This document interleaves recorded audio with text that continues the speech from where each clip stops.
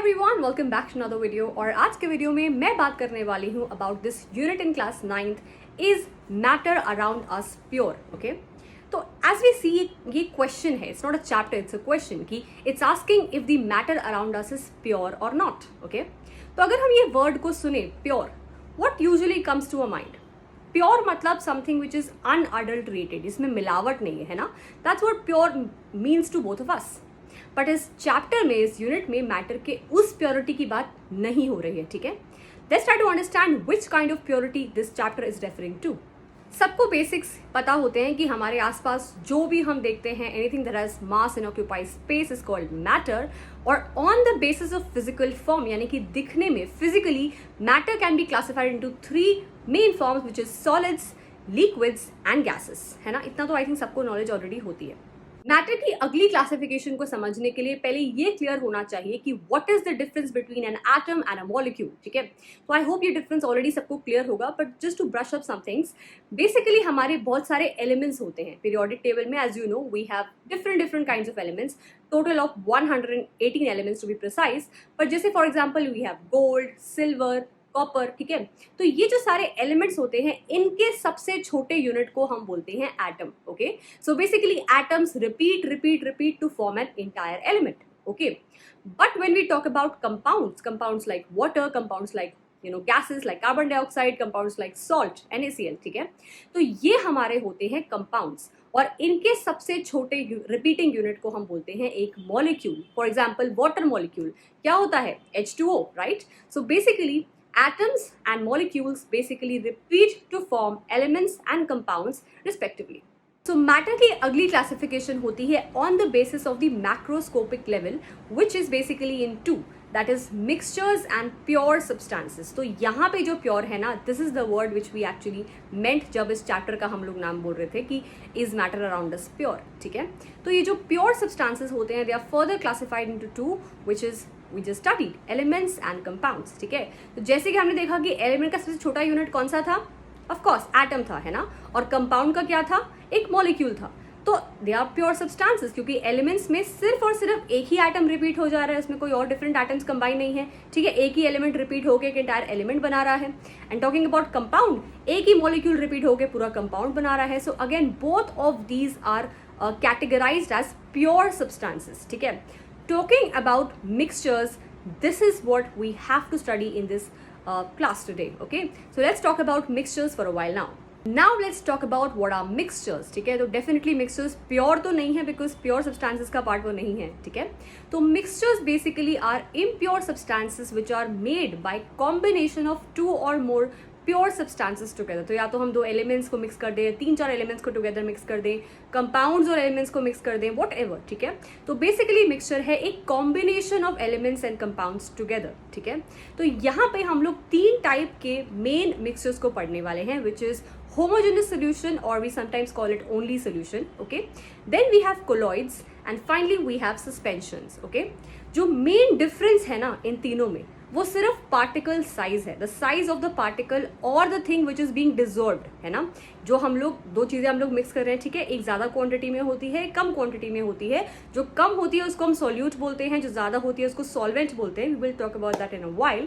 But basically जो particle size है, ठीक है, जो सॉल्यूट का पार्टिकल साइज है, उस पर डिपेंड करता है whether it is going to be a solution, a colloid or a suspension. ठीक है, so if we talk about size, okay, the particle size when it is too low, बहुत ही कम particle size है, which is less than 1 nanometer, that well my friends is called a solution. ठीक है, when it is between 1 to 1000 nanometer it is called a colloid. Still it is quite less, तब भी हमें अपनी आंखों से दिखाई नहीं देगा। ठीक है, but when the particle size is much more, it is more than 1000 nanometer, then possibility है कि हमें अपनी आंखों से वो दिख सकता है particle, okay, in the solution, and that is called a suspension. सबसे पहले बात करते हैं about what are homogeneous solutions और जस्ट सॉल्यूशंस। ठीक है, तो homogeneous solution as the name suggest, इनमें क्या होगी? इनमें होगी homogeneity. Homo means same. Okay, तो यानी कि ये सॉल्यूशन हर जगह से, हर अंदाज से बिल्कुल एग्जैक्टली सेम होगा। Okay, for example if I mix salt in water, okay, तो क्या होगा, बिकॉज सॉल्ट वाटर में इजीली सॉल्युबल होता है, तो अगर मैं मिक्स कर दूंगी, if I look at the water I can't even tell कि इस पानी में सॉल्ट है भी कि नहीं unless I taste it, right. तो अगर मैं टेस्ट करूंगी तो मुझे रियलाइज होगा कि हाँ, this water is having some amount of salt into it, ठीक है। तो ऐसा सोल्यूशन जो बना, जो बेसिकली ट्रांसपेरेंट था, उसमें मुझे सॉल्ट के पार्टिकल्स घुले हुए दिख नहीं रहे थे, okay, that kind of solution is called a homogeneous solution, okay. So as already discussed, composition of the mixture of a homogeneous solution is going to be same throughout और properties भी होंगी same throughout, ठीक है।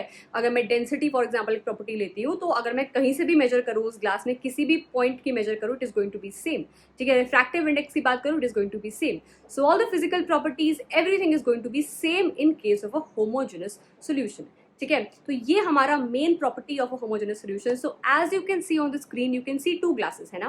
तो अगर मैं वहाँ पे नीचे आई हैव रिटन कि कौन सा शुगर इन वाटर है, कौन सा सॉल्ट इन वाटर है, by looking at the 2 glasses I can't even tell, okay, कि इसमें कुछ डिजॉल्व है भी कि नहीं, और अगर है तो शुगर है या सॉल्ट है, I can't say it, right. तो बेसिकली शुगर और सॉल्ट दोनों क्या होते हैं, सॉलिड्स होते हैं, और पानी हमारा लिक्विड होता है। सो these both are examples of solid dissolved in liquids, okay। तो as I already said to you, जो भी ज्यादा क्वांटिटी में होता है, जो कि इन दोनों केसेस में वाटर है ना, that is going to be my solvent, और जो भी कम क्वांटिटी में होता है, जो डिजोल्व हम कर रहे होते हैं सॉल्वेंट के अंदर, उसको हम बोलते हैं solute, okay. But the question is, क्या सारे के सारे होमोजेनस सॉल्यूशन सिर्फ सॉलिड इन लिक्विड होते हैं? The answer is no, okay। We can have different phases of solvent and solutes, and let's try to discuss that. सबसे पहला example है हमारा टिंक्चर ऑफ आयोडीन, ठीक है। ये बहुत ही इंपॉर्टेंट बेसिकली एग्जाम्पल है, because you should know what is tincture of iodine. Tincture of iodine बनता है when we dissolve iodine which is a solid in water which और in alcohol which is a liquid, ठीक है। तो ये भी एक एग्जाम्पल है सॉलिड इन लिक्विड का, okay, but it is important because we should know what is tincture in iodine. It is a solution of solid iodine in alcohol, ठीक है। नेक्स्ट एग्जाम्पल है तुम्हारा सॉफ्ट ड्रिंक्स, ओके। तो अगर तुमने कभी soft drink shake करके उसको ओपन किया हो, तो यू विल नोटिस कि इट बेसिकली ब्लास्ट्स आउट। ऐसा क्यों होता है? क्योंकि हम लोग सॉफ्ट ड्रिंक्स में people add, okay, whatever whoever make soft drinks, they add a gas into that soft drink. It's mainly a preservative, उसको प्रिजर्व करने के लिए, ठीक है, जनरली कार्बन डाइऑक्साइड गैस। तो स्टिल हमें टेस्ट तो अलग अलग नहीं आता। अगर तुम कोक पियोगे तो you will not taste like first sip में तुम्हें कोक का टेस्ट आ रहा है, सेकंड सिप में तुम्हें फैंटा का टेस्ट आ रहा है, it's not like that, right. It's the taste is going to be homogeneous throughout, यानी कि एक होमोजेनस मिक्सचर तो ये डेफिनेटली है, right। So it is actually a mixture of gas dissolved in a liquid, okay। So this is an example of gas dissolved in liquid. Gas is going to be the solute and water is going to be the solvent. The next example is nothing but the air around you, ठीक है। तो ये जो air है, यहाँ से हम लोग ऑक्सीजन लेते हैं, which is why we also are able to survive, है ना। But क्या इस air में सिर्फ ऑक्सीजन गैस है? No, right. Air actually is a mixture of different gases, जैसे नाइट्रोजन है, आर्गन है, कार्बन डाइऑक्साइड है, एंड ऑक्सीजन है, एंड अदर गैसेज भी है, जिसमें 21% ही सिर्फ ऑक्सीजन है, ठीक है। So basically this is a homogeneous mixture of different gases together, and that is why we have a gas in gas solution, ठीक है। और ये भी ऑफकोर्स होमोजेनस है बिकॉज वी डोंट सी कि वहाँ पे नाइट्रोजन है, वहाँ पे सिर्फ कार्बन डाइऑक्साइड है, वहाँ पे सिर्फ ऑक्सीजन है, we don't see that, right. We have a homogeneous mixture. The next one is your alloys, ठीक है। तो हमारे डिफरेंट मेटल्स होते हैं, एलिमेंट्स होते हैं, like we have let's say copper, zinc, ठीक है। डिफरेंट एलिमेंट्स एग्जिस्ट करते हैं, बट इनकी कुछ प्रॉपर्टीज होती हैं, ठीक है। कुछ प्रॉपर्टीज तो बहुत अच्छी होती हैं, बट कुछ प्रॉपर्टीज बहुत बेकार भी होती है। That is why what we do is we combine different metals together to make a new kind of an element, ठीक है, और a metal, not an element, a metal, ठीक है, जिसकी प्रॉपर्टीज जो है वो कॉम्बिनेशन होंगी दोनों की, and that combination of metals together is called an alloy, ठीक है। For example we have brass which is actually alloy of copper and zinc, जिसमें कॉपर होता है 70% एंड जिंक होता है 30%, ठीक है। तो इस अलॉय को हम बोलते हैं brass, and this is actually a homogeneous mixture because we don't see कि यहाँ इस पार्ट में सिर्फ कॉपर है और इस पार्ट में सिर्फ जिंक है। No, we see a final mixture which is homogeneous, and this is actually an example of solid in solid solution.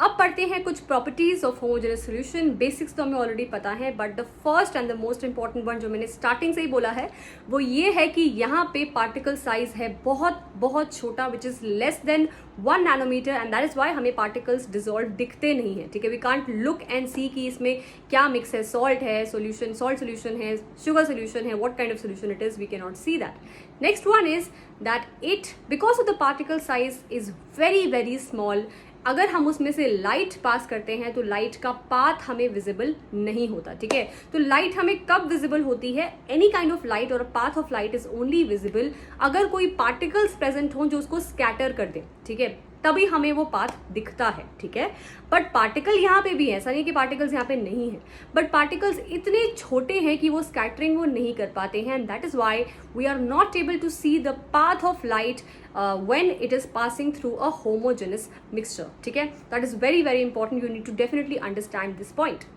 Next one is कि क्योंकि पार्टिकल साइज इतने छोटे हैं ना, we cannot separate the particles from the solvent with regular filtration. जैसे हम लोग घर पे चाय बनाते हैं, okay, and we strain the tea in the end, और टी लीव सारी हमारा स्ट्रेनर में रुक जाती है और सारी चाय नीचे आ जाती है, ठीक है, कप में। तो ये बहुत रेगुलर फिल्ट्रेशन होगी क्योंकि टी लीव्स का साइज इतना बड़ा था, we could easily separate with help of your filtration. But यहाँ पे इतना छोटा साइज है, अगर तुम लोग सॉल्ट सोल्यूशन को फिल्टर करोगे, यू विल नॉट सी कि सॉल्ट तुम्हारा फिल्टर में अटक जाएगा, that won't happen, right? This is very very important, it can not be separated by regular filtration. And the last one is कि solution हमारा stable होता है। तो अगर तुम लोग सॉल्ट सोल्यूशन बनाते हो and if you keep it for some time और तुम वापस आके चेक करोगे तो it is not going to happen कि सॉल्ट नीचे सेटल हो गया होगा, it's not going to happen like that, है ना? सॉल्ट हमेशा डिजोल्व ही रहेगा, so it is actually a stable solution, it is not a unstable solution. अब एक और चीज समझते हैं, वी हैव अंडरस्टूड कि हमारा सॉल्ट और शुगर सॉल्यूशंस जो होते हैं वो होमोजेनस सॉल्यूशन इसलिए होते हैं क्योंकि सॉल्ट और शुगर दोनों पानी के अंदर मिसिबल हैं और it can be dissolved in water. ठीक है, बट कब तक, किस हद तक? ऐसा तो नहीं है कि तुम लोग थोड़े से पानी में 2 कप्स शुगर डाल दोगे, still it will be soluble, no, right? तो अगर हम लोग उसमें बार बार ऐड करते रहते हैं अपना सॉल्यूट, तो एक पॉइंट तो ऐसा आएगा ना कि वो होमोजेनस नहीं रहेगा and you will see some undissolved salt और शुगर प्रेजेंट, या कोई भी सॉल्यूट की तुम बात कर लो। ठीक है, तो ऐसा कभी तो होगा जब वो एक होमोजेनस सोल्यूशन अब नहीं रहेगा एंड जितना भी तुम और क्वांटिटी ऑफ सॉल्यूट डालोगे वो अब डिजॉल्व स्टेट में नहीं जाएगा, क्योंकि अब उसकी क्या बोलते हैं, एक सैचुरेशन पॉइंट आ गया है। ठीक है, उसकी हद आ गई है, we can say. So that point is called the saturation point and that kind of a solution is called a saturated solution. तो अगर मैं definition की बात करूं, that a solution in which no more solute can be further dissolved, okay, at a given temperature. अब मैं ये important word लिख रही हूँ यहाँ पे, at a given temperature, we'll understand why. ठीक है, that is called a saturated solution. तो जब मैंने सैचुरेटेड सॉल्यूशन की बात करी तो मैंने स्पेसिफाई किया एट अ गिवन टेम्परेचर। ऐसा मैंने क्यों बोला? क्योंकि जब हम टेम्परेचर को इंक्रीज करते हैं ना, the solubility of a solute in that liquid tends to increase. ठीक है, तो अगर मैं उसके अंदर, for example I have a saturated solution of let's say salt solution, और अगर मैं उसको हीट करूंगी, ठीक है, टेम्परेचर को इंक्रीज करूंगी, तो जो मेरा अनडिजॉल्व्ड सॉल्ट था ना वो भी डिजॉल्व्ड स्टेट में आ जाएगा and that is the effect of temperature. ठीक है, तो जैसे कि टेम्परेचर हम इंक्रीज करेंगे तो क्या होगा, solubility is going to increase, और इसका उल्टा वो भी ट्रू होना चाहिए, जैसे तुम टेम्परेचर को डिक्रीज करोगे तो सॉल्युबिलिटी शुड डिक्रीज। ठीक है, that is why we have to specify किस टेम्परेचर पे वो एक सैचुरेटेड सॉल्यूशन है। अब बात करते हैं कॉन्सेंट्रेशन ऑफ अ सॉल्यूशन की। ठीक है, तो अभी तक मैं सॉल्ट शुगर का एग्जांपल लेती आई हूं, तो again I will do that. Let's say मैं एक सर्टेन अमाउंट ऑफ वाटर में 1 ही स्पून सॉल्ट डालती हूँ। ठीक है, सो आई कैन से कि मैंने कम सॉल्ट डाला है और आई कैन से कि सोल्यूशन बहुत डाइल्यूट है। बट इफ आई से कि मैं उसी अमाउंट ऑफ वाटर में 3 स्पून सॉल्ट डालती हूँ, तो आई कैन से कि सोल्यूशन इज कॉन्सेंट्रेटेड, है ना? तो ये बहुत ही एक क्वालिटेटिव एस्पेक्ट हुआ, बहुत ही जनरल एस्पेक्ट हुआ ऑफ स्टेटिंग कि मेरा सोल्यूशन कितना कॉन्सेंट्रेटेड है, is it a dilute solution और is it a concentrated solution. और ये चीज साइंस में इतना वर्क नहीं करती बिकॉज वी नीड नंबर्स। ठीक है, हमें जानना है कितना कॉन्सेंट्रेशन है, क्या मोलैरिटी है, क्या नॉर्मेलिटी है, we have to understand all that. ठीक है, that is why we have to study some quantitative aspects of concentration also. तो अब आते हैं to our quantitative aspect of concentration of a solution. और जैसे कि हमें पता ही है, ठीक है, कॉन्सेंट्रेशन को जैसे हम लोग ने अभी तक समझा है, the definition is also the same. Concentration is nothing but कितना अमाउंट ऑफ सोल्यूट प्रेजेंट है कितने अमाउंट ऑफ सॉल्वेंट में, ठीक है। अगर ज्यादा सोल्यूट प्रेजेंट है तो कॉन्सेंट्रेटेड होगा, अगर कम प्रेजेंट है तो डाइल्यूट होगा, है ना। So basically but we have numbers involve now. So the definition is the amount of solute present in a given quantity of solvent, or sometimes we talk about solution in a given quantity of solution, that my friends is called a concentration of a solution, ठीक है। तो वैसे तो हमारे concentration terms बहुत सारे होते हैं, ठीक है, बट क्योंकि हम लोग अभी क्लास 9th में हैं और इस यूनिट में we don't have to go to that extend, तो हम सिर्फ दो को अभी फिलहाल पढ़ते हैं, that is mass percentage and mass by volume percentage, ठीक है। तो मास परसेंटेज क्या होती है, because we have two things in a solution, we have one solute and one solvent, है ना, और दोनों को मिला के बनता है solution, quite clear to us. तो मास परसेंटेज होती है मास ऑफ द सोल्यूट, तुमने कितना मास इन ग्राम्स और in whatever unit we talking about, कितना मास लिया है तुम्हारे सोल्यूट का, divided by the mass of solution, ठीक है। तो यहाँ पे हम सॉल्वेंट का मास लेंगे, पूरे के पूरे सोल्यूशन का मास लेंगे, मल्टीप्लाइड बाय 100, क्योंकि ये परसेंटेज है, परसेंटेज में तो मल्टीप्लाई बाय 100 करना पड़ेगा ना। Next one is mass by volume percentage, again same thing, यहाँ पे हम लोग न्यूमरेटर में तो मास ऑफ सॉल्यूट भी ही लेंगे, बट डिनोमिनेटर में will talk about the volume of solution and we have to multiply by 100, क्योंकि ये भी एक परसेंटेज ही है, ठीक है। टू अंडरस्टैंड कि हमें कितना समझ में आया है, let's practice one question from the NCERT example to understand this topic a little more. So this is NCERT example 2.1, which says a solution containing 40 grams of common salt in 320 grams of water. Calculate the concentration in terms of mass by mass percentage, ठीक है। तो हमें clearly पता है कि formula क्या होता है मास परसेंटेज का, mass of solute divide by mass of solution, ठीक है। तो यहाँ पे हमारे पास सॉल्वेंट विच इज वाटर का मास है एंड सोल्यूट यानी कि कॉमन सॉल्ट उसका मास भी है।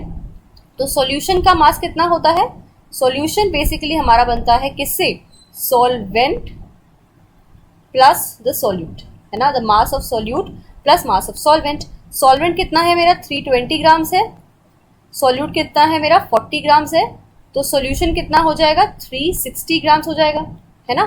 तो now I think we have all the values, we can just put it. तो मास ऑफ सॉल्यूट कितना है, it is 40 gram divided by mass of solution कितना है 360 ग्राम multiplied by 100 and the answer is going to be 11.1%, ठीक है। So if you calculate this, ठीक है, it's going to be 11.1%, 1 by 9 and this is going to be 11.1%. तो एक extreme तो था मेरा क्या, वी हैड होमोजेनस सोल्यूशन जिसमें पार्टिकल साइज बहुत बहुत छोटा था, ठीक है, जिसको हमने पूरा का पूरा समझ लिया।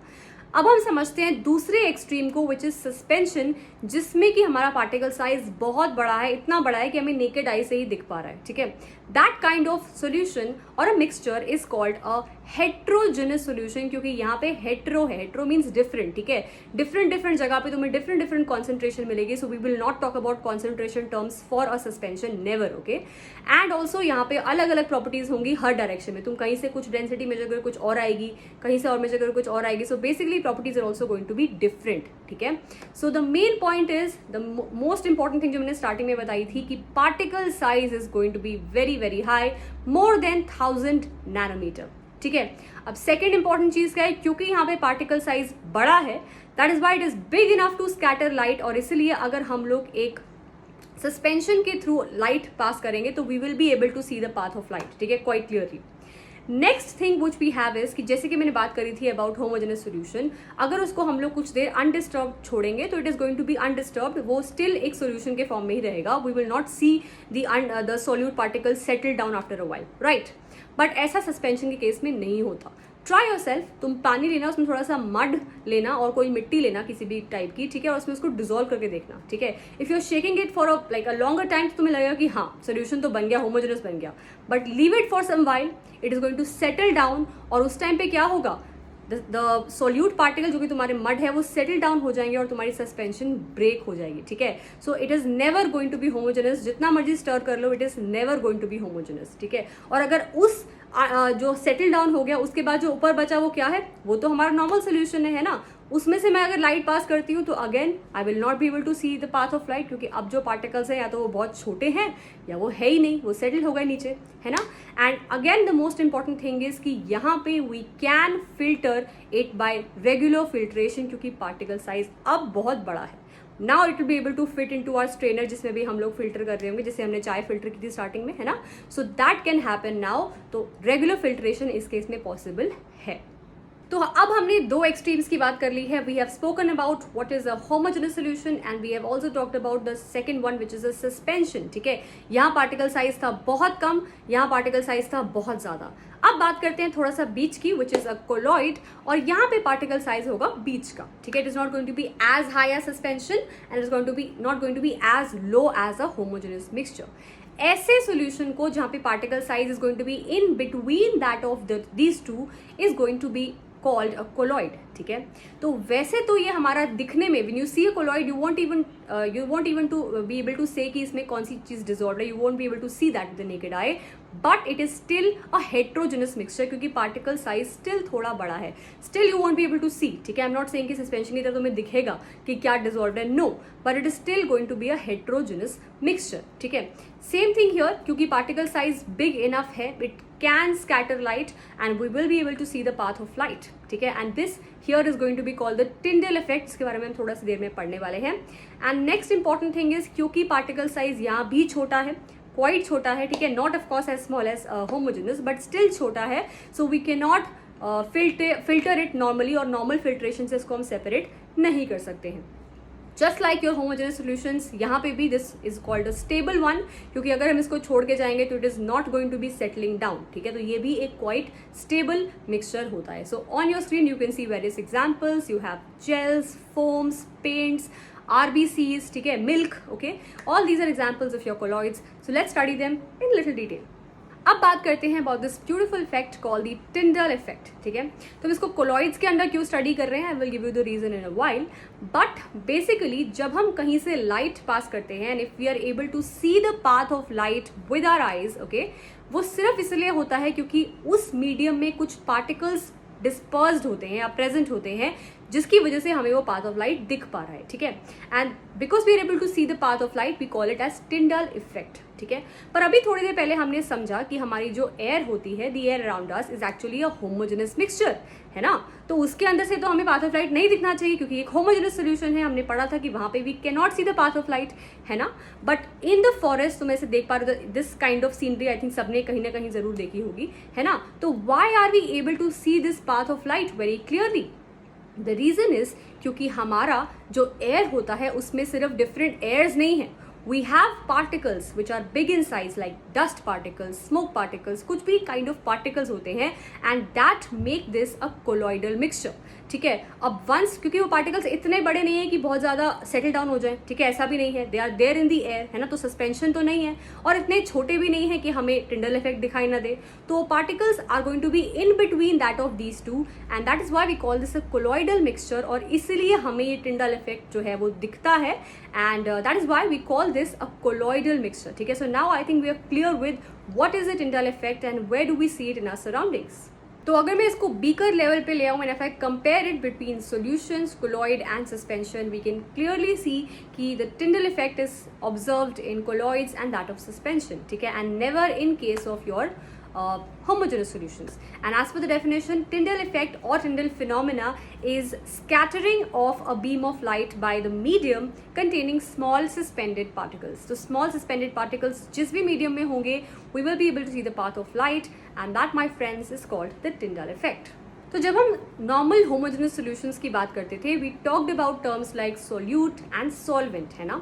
सॉल्वेंट यानी कि जो ज्यादा क्वांटिटी में होता है, जिसके अंदर हमारा सॉल्यूट डिसॉल्व होता है, एंड सॉल्यूट जो कम क्वांटिटी में होता है. ठीक है, but when we talk about colloids we do not use this terminology, और हम लोग डिफरेंट अलग वर्ड यूज करते हैं for the same meaning which is solute and solvent. ठीक है, तो जो हमारा सॉल्वेंट होता है जिसके अंदर चीज डिसॉल्व करती है, ठीक है, in case of colloids it is called a dispersed medium, क्योंकि वो एक मीडियम प्रोवाइड करता है for the dissolution to happen. ठीक है, and the one which is being dissolved, यानी कि जो सॉल्यूट का काम करता है, that is called a dispersed phase. ठीक है, in case of your colloids. अब क्योंकि हमारे कोलॉइड्स जो होते हैं they are mixtures of dispersed medium and dispersed phase together. अभी डिस्पर्स्ड मीडियम और डिस्पर्स्ड फेज अलग अलग फेजेस में हो सकता है, which means solids, liquids and gases, और इस पे हम इसकी एक क्लासिफिकेशन को स्टडी करते हैं. Okay, so let's try to understand that. So this is a table from NCERT which is a very important table और यहाँ पे हमारे पास different examples हैं of dispersion medium and dispersed phase है ना. तो finally then we have certain examples और we also have कि हम उस mixture को क्या बोलते हैं, ठीक है. तो the most important thing is कि जब भी हमारा dispersion medium, ठीक है, यानी कि जो एक solvent की तरह होता है, जब भी वो एक गैस होगा ना, then what we get is an aerosol. तो या हम लोग गैस में लिक्विड डालेंगे तो then also we'll have a aerosol, या सॉलिड डालेंगे then also we'll have a aerosol.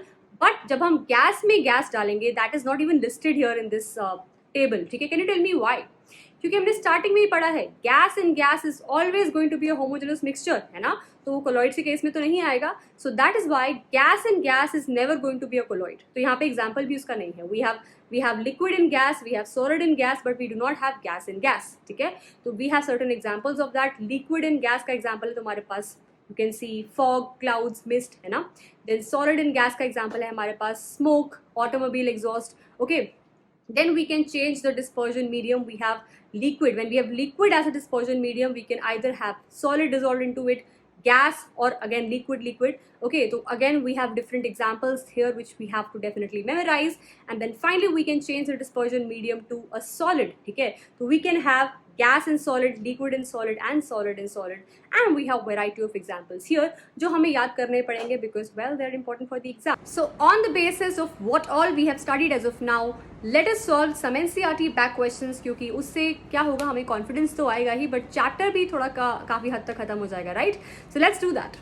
Okay, so this is one of the most important NCERT question which is about solubility and about saturated solution.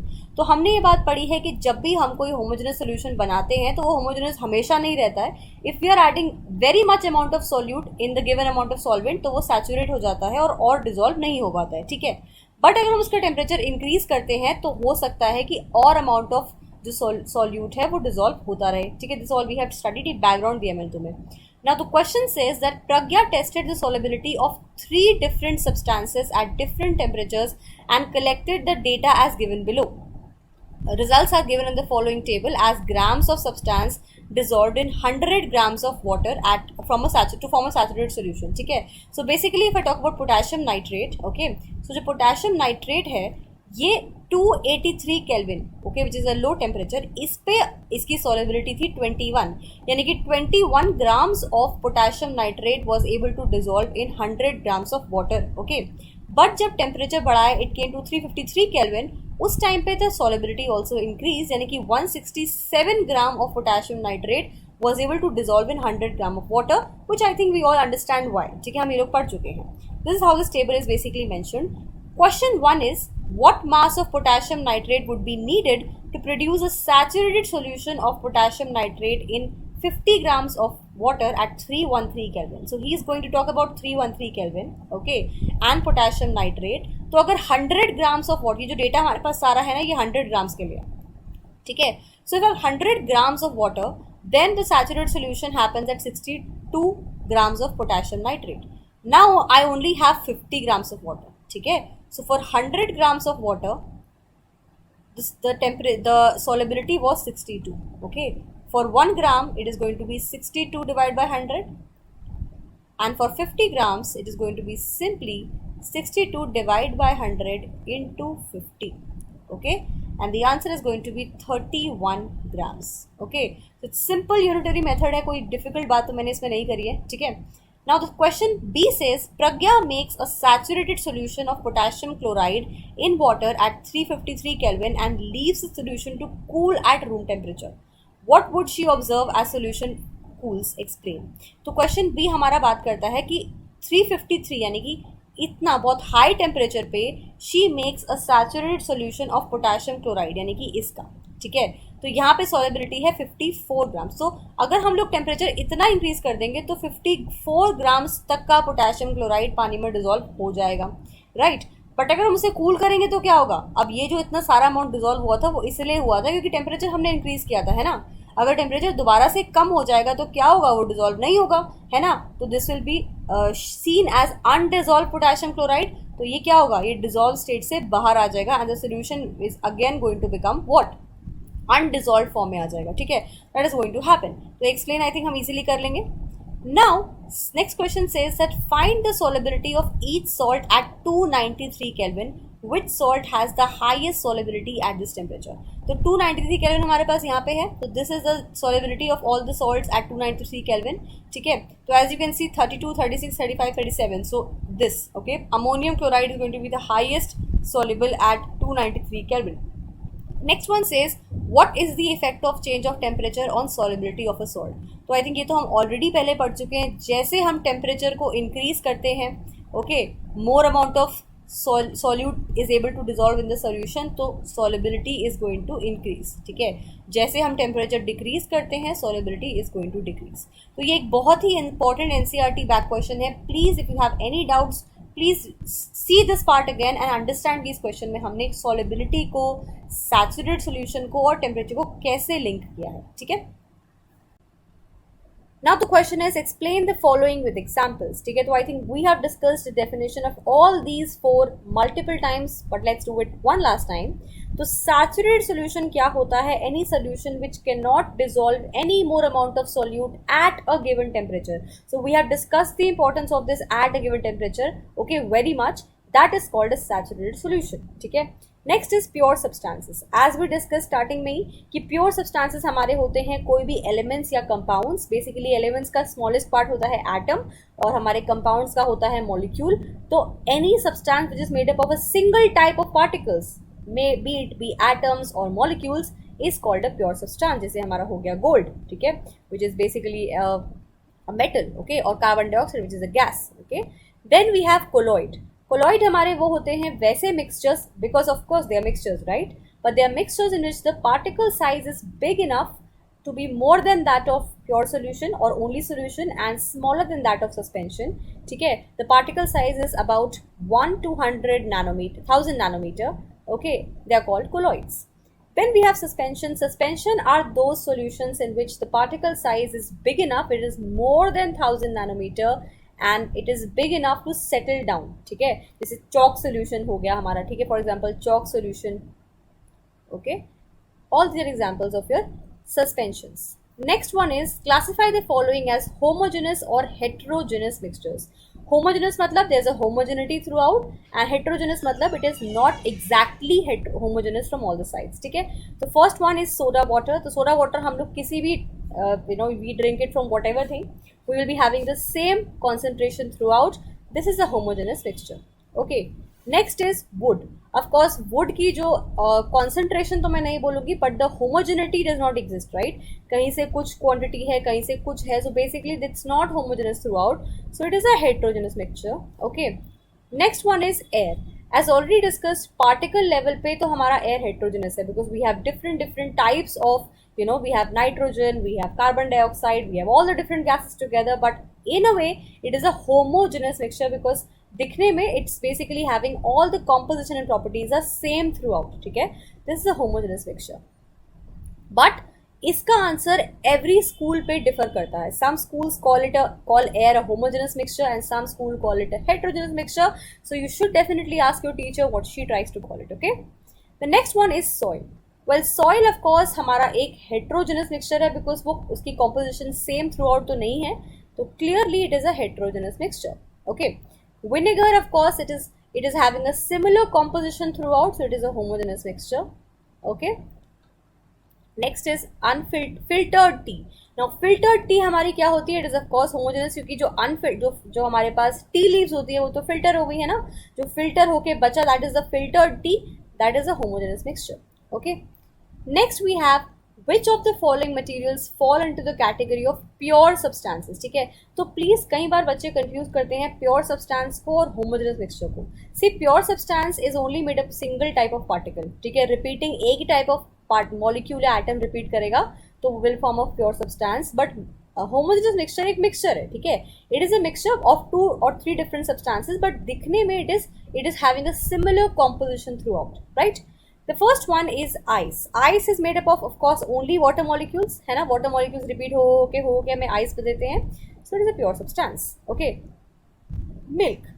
तो milk में हमारे पास different types of vitamins and nutrients available होते हैं. ठीक है, so it is not a pure substance, so definitely not a pure substance. Iron. Iron हमारा एक element है, सारे के सारे एलिमेंट्स तुम्हारे पास हमेशा प्योर सब्सटेंस ही होंगे, तो is a pure substance. Hydrochloric acid, अब हाइड्रोक्लोरिक एसिड के अंदर सिर्फ और सिर्फ क्या है, सारे के सारे HCl मॉलिक्यूल्स हैं, ठीक है, तो क्योंकि सारे के सारे एक ही टाइप के मॉलिक्यूल्स हैं तो ये एक प्योर सब्सटेंस है, ओके। कैल्शियम ऑक्साइड में सारे के सारे हमारे कैल्शियम ऑक्साइड के मॉलिक्यूल्स होने वाले हैं, सिर्फ और सिर्फ repeating molecules of calcium oxide, ठीक है, it is also pure substance. Mercury also एक एलिमेंट है, डेफिनेटली प्योर सब्सटेंस। ब्रिक, अब जो ब्रिक है वो भी हमारा डिफरेंट डिफरेंट चीज़ों से मिलकर बनती है, so it is not a pure substance, ठीक है। Would again not a pure substance, made up of different things together. And air as you already know, it is not a pure substance, it is a mixture of different types. We have nitrogen, oxygen, carbon dioxide, different gases, right? So not a pure substance. Okay, तो next question है identify the solutions among the following mixtures, ठीक है। तो solutions मतलब homogeneous solutions बताने हैं हमें इन सब मिक्सचर्स में से कौन कौन सी है, ठीक है। So we know what are the properties of homogenous mixture, let's try to find out. Soil हमारा डेफिनेटली एक होमोजेनस मिक्सचर नहीं है, because it is a mixture of different types of different soils together, vitamins, minerals, all these are present in soil, ठीक है। बहुत सारे in fact animals also exist in soil, so that is not a homogeneous solution, ठीक है। सी water, अभी जो सी water है इसमें बहुत सारे सॉल्ट्स डिजॉल्व होते हैं, ठीक है। It is an dissolved state, so you can not actually look and see कि इसके अंदर कौन कौन से सॉल्ट डिजॉल्व है, तो इसको हम लोग होमोजेनस सॉल्यूशन बोल सकते हैं। बट कहीं कहीं पे कुछ कुछ कैटेगरीज में पीपल ऑल्सो इन्वॉल्व डिफरेंट सी एनिमल्स, ठीक है, जो सी वाटर के एनिमल्स होते हैं, फिशेज वगैरह, ठीक है, and also mud which can be present in sea water which settle down, right. तो इसको हम लोग किसी किसी सिचुएशन में इसको हम लोग नहीं भी बोलते हैं। So this is something you have to talk to your teacher about कि is sea water a homogeneous और अ हेट्रोजेनस मिक्सचर, ठीक है। Air as you already know it is a homogeneous mixture of different gases, तो yes, ठीक है। Coal is definitely not, and soda water as already discussed is a homogeneous solution, ठीक है। Next is which of the following will show Tyndall effect? So as you already know, particle size should be big enough to scatter the light, तभी Tyndall effect आएगा, ठीक है। Salt solution में तो as we already know it is a homogeneous solution, तो नहीं आता, ठीक है। Milk you know is a colloid, तो colloid हमारे Tyndall effect शो करते हैं, तो यहाँ तो आएगा। Copper sulphate solution is a solution which is a homogeneous solution, तो यहाँ भी डेफिनेटली नहीं आएगा, एंड स्टार्च में आएगा, ठीक है। तो starch solution is a homogeneous, is not a homogeneous solution, it is a colloid, so it will show Tyndall effect. Next question says classify the following into elements, compounds and mixtures, ठीक है। तो अब जितना भी हमने अभी तक पढ़ा है सब कुछ हमें यहाँ पे फाइंड आउट करके हमें यूज करना है। सोडियम इज अ मेटल, ठीक है, Na मेटल। सारे एलिमेंट्स क्या बोल रहे थे मैंने, क्या होते हैं, प्योर होते हैं, ठीक है। So it is actually a pure substance और an element as per the question, ठीक है। नेक्स्ट इज सॉइल, अब सॉइल हमारा क्या है, it is a mixture, okay. Sugar solution हमारा क्या है, ऑफ कोर्स वो एक मिक्सचर है, बिकॉज शुगर एक डिफरेंट कंपाउंड है, वाटर एक डिफरेंट कंपाउंड है, और तुम इन दोनों को मिक्स कर रहे हो, ठीक है, it is a mixture. Next is silver, silver क्या है, एक एलिमेंट है, और सिल्वर हमारा एलिमेंट है इसलिए प्योर सब्सटेंस है, यानी कि एक एलिमेंट है, okay. Calcium carbonate, calcium carbonate हमारा क्या है, एक मॉलिक्यूल है, तो सारे के सारे मॉलिक्यूल से बनके जो बनते हैं that are also pure substances, तो ये भी हमारा एक प्योर सब्सटेंस है, मिक्सचर नहीं है। तो प्योर में कौन सा है, इट इज अ कंपाउंड, ठीक है, ये एलिमेंट नहीं है, ये कंपाउंड है, okay, because it is made up of repeating molecules, not repeating atoms, okay. Tin is made up of repeating atoms of tin, तो यानी कि ये एक एलिमेंट है ना। Silicon is made up of repeating atoms of silicon, तो ये भी एक एलिमेंट हुआ।